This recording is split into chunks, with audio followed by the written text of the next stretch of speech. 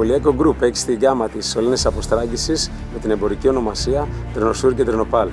Οι σωλήνες αυτοί παράγονται σε μπάρες των 6 μέτρων.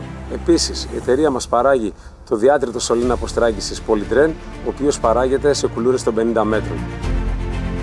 Ο σωλήνας Polytren παράγεται επίσης υπενδεδημένος με μεμβράνη γεωϊφάσματος. Οι διατρήσεις των σωλήνων Τρενοσούρ, Τρενοπάλ και Polytren πραγματοποιούνται με τη χρήση ειδικών μηχανημάτων που εξασφαλίζουν μεγάλο εύρος διατρήσεων. Πρόκειται για καινοτόμα προϊόντα συνεχούς έρευνας, τα οποία βρίσκουν εφαρμογή σε γεωργία, αθλητικές εγκαταστάσεις, σιδηροδρομικά έργα και σύραγγες.